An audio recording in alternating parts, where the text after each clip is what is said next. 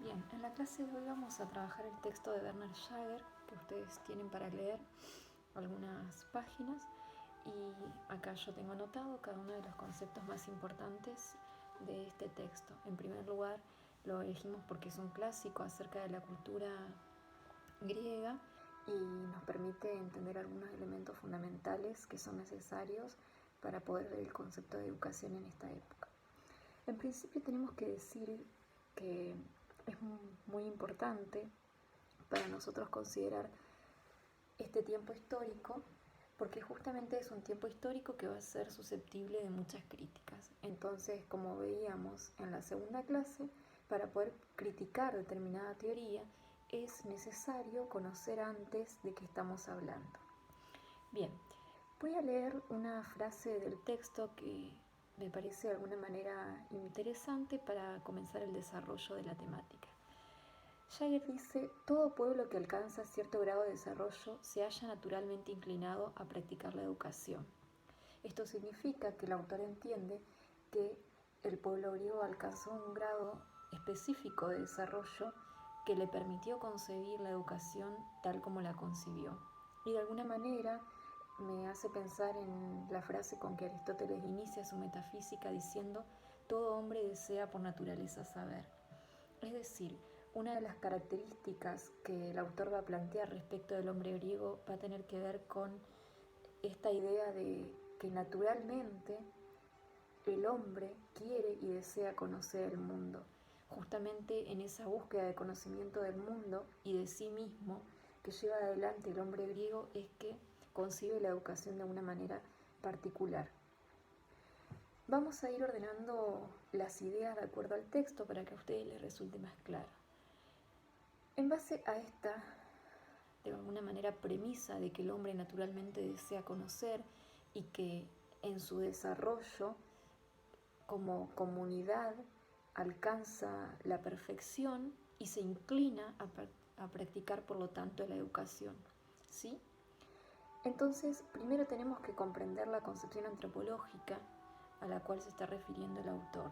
Y esa concepción antropológica que tiene el pueblo griego tiene que ver con la idea del hombre con una naturaleza que le es inmanente, con una doble estructura material y espiritual.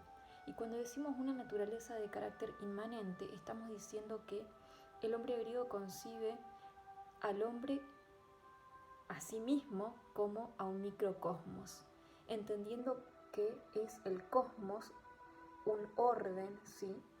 Y por eso esta idea de cosmos y de microcosmos va a ser importante.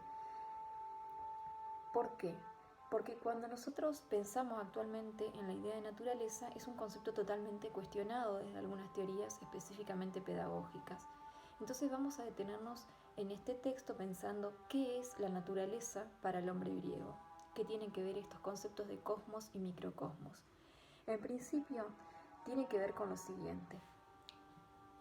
El griego es de alguna manera quien descubre su estructura interna, material y espiritual, y no estamos hablando acá del sentido espiritual como sentido religioso que nos religa a un ser superior, sino como que alguien que descubre su sí mismo.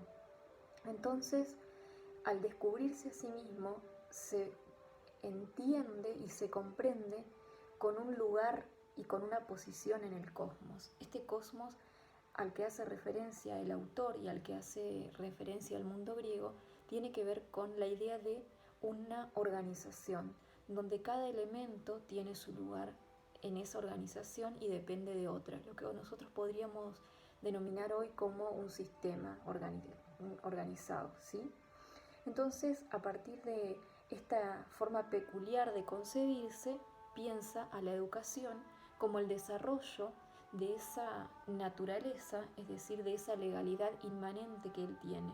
Por eso en la clase anterior hablábamos de la educación como una perfección y desarrollo de todas sus potencias cognitivas y afectivas y de todas sus dimensiones, que de alguna manera es la concepción antropológica del pueblo griego. Otra característica que va a tener, según el autor, este pueblo, tiene que ver con que es consciente del proceso que lleva adelante. Es decir, se da cuenta y hace suyo este proceso. Entonces se entiende que la educación es una construcción consciente. Y esto es muy importante porque acá viene el lugar de la libertad humana, del lugar del cual nosotros referíamos en la clase anterior. Es decir, para poder educarnos tiene que haber dos sujetos, uno que quiera educar y otro que quiera ser educado, lo cual significa que la educación no es lo mismo que la simple transmisión de conocimientos, por ejemplo, en la institución escolar, como lo conciben algunas teorías, por ejemplo, la pedagogía positivista, sino que acá estamos hablando de una concepción que cuenta con la voluntad de dos sujetos, que quieren perfeccionarse. Y no olvidemos que entendemos por perfección, entendemos desarrollo, mejoría, ¿sí? Bien, esa transmisión consciente, va a decir el autor, es una transmisión que además es comunitaria. Entonces, acá viene otra idea sobre la cual él hace foco y tiene que ver con la idea de que para los griegos la educación es naturalmente comunitaria porque el hombre se concibe a sí mismo como un ser social. De ahí que Aristóteles va a hablar del hombre como un animal político.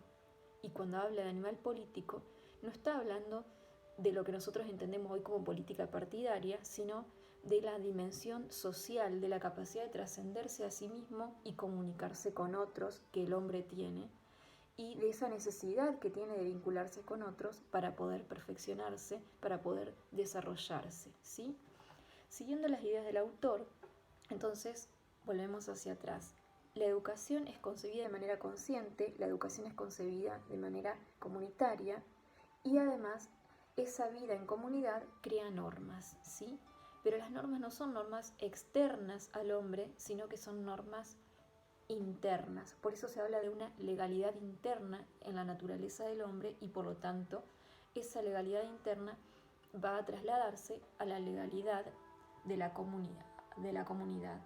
Entonces, ¿de qué hablamos cuando hablamos de normas? Estamos hablando de aquel cosmos que tiene determinado orden y por lo tanto en ese orden donde cada uno tiene una función de alguna manera o una posición, se van generando normas que le son naturales y por lo tanto le son necesarias a esa comunidad. Al menos así es como la entiende el pueblo griego.